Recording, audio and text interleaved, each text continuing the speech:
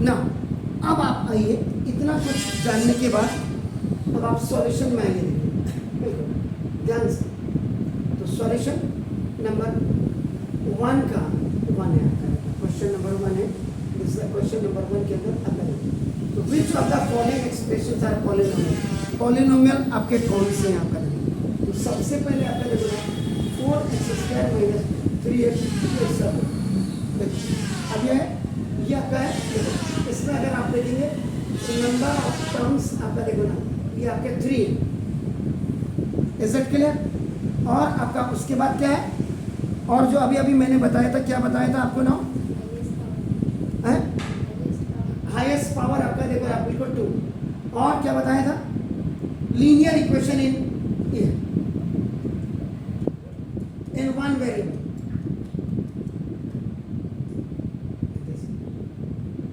एक ही में आपका नाम। तो सिंपल, बहरहाल इतनी इंफॉर्मेशन के बाद आप क्या लिखेंगे, सिंस द पावर,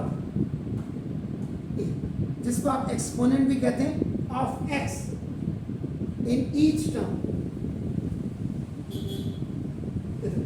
इन जैसे x की पावर 2 है या x की पावर 1 है, और यहाँ अगर आप देखेंगे तो x की पावर 0 होती है, जो बच्चों को पता ही नहीं होता है।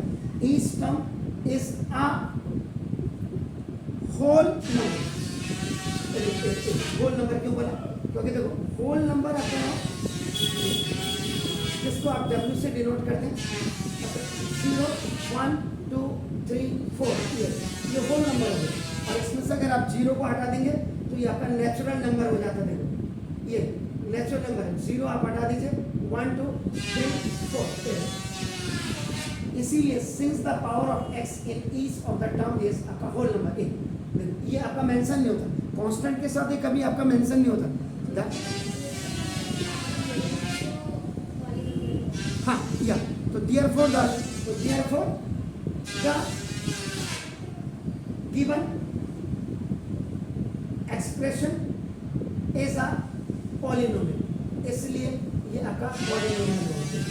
ये आपने बिल्कुल इस टर्म ऑफ होल नंबर है, x की पावर 2 x की पावर 1 और ये 7 खाली था, इसके साथ आप x की पावर 0 लगा सकते हैं। तो now this is it clear?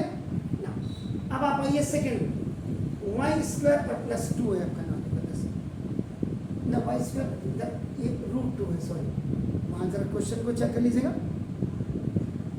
तो ना since exponent of y is a whole number, ये भी आपका होल नंबर है। कैसे हुआ आपका, y² और प्लस √2, y की पावर 0 है, क्योंकि y की पावर आपका देखो 0 0 1 आपकी हो जाती है। तो ये y² प्लस ये √2 × 1, तो y² प्लस √2 हो जाए, ये ऐसे। तो जनरली आपका इज इट क्लियर? तो देयरफॉर द गिवन एक्सप्रेशन, तो देयरफॉर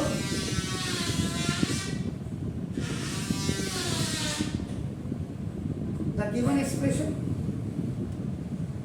इज अ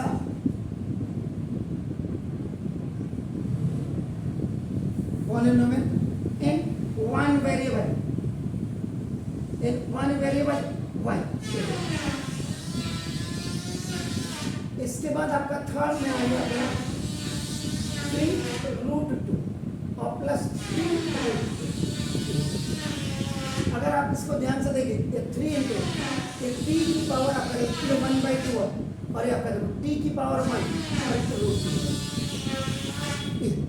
इसको आप अगर देखेंगे तो ऐसे देखेंगे आपका नाम, देखो जैसे, तो द अब देखो the exponent of t in the आपका देखो फर्स्ट ये √2 को 1/2 लिखते हैं, तो ना which is not a whole number, तो ये आपका होल नंबर नहीं है, 1 2 3 नहीं है, 1/2 रैशनल नंबर है आपका नाम, देखो जैसे। तो therefore for the given expression is not a polynomial, इसलिए आपका नाम ये पॉलिनोमियल नहीं है। आप देख रहे हैं, getting my points?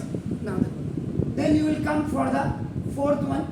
Now that is y plus 2 upon y. ये देखो,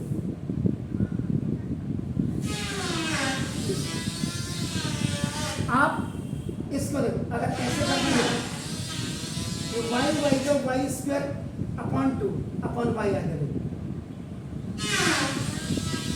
और अगर आप इसको ऐसे नहीं करते, 1 अपॉन एक्स की power n is equal to x की पावर माइनस n हो गया, तो देखो, तो this is y plus 2 into y की पावर, देखो ये माइनस, ये ऊपर जाएगी तो y की पावर माइनस 1 हो गई आपका। ना देखो दस, अब आपने देखा, तो अब the exponent of y in the exponent of y in second term is -1, ये देखो is -1, ये -1 हो गया आपका। ना देखो देखो, तो which is not a whole number, जो आपका होल नंबर नहीं है, तो therefore it is not a polynomial, तो ये आपका पॉलिनोमियल नहीं आपका। ना देखो दस, is it clear? Then you will come to the next one, x की पावर 10 ना प्लस y की पावर 3 और प्लस 3 की पावर आपका 15 बोला, 50 बोला आपने, 50 बोला आपका। ना बस ये, तो there are 3, so there are 3 variables x, y, t आपका देखो in this एक्सप्रेशन। इस एक्सप्रेशन में आपके क्या है, 3 है आपका। नाम देखो दिस इज, तो therefore it is a polynomial, तो therefore it is a polynomial, ये polynomial है डेफिनेटली आपका नाम, क्योंकि इसमें आपका होल नंबर ही है आपका। देखो ना this it is a polynomial in 3 variable, in 3 variable, not in 1 variable. ये 1 वेरिएबल नहीं है, लेकिन इसमें आपका ना, ये आपका एक्सरसाइज नंबर 2.1 का क्वेश्चन नंबर 1 की डिटेल्स ये हैं, जरा इसको कर लीजिए प्लीज।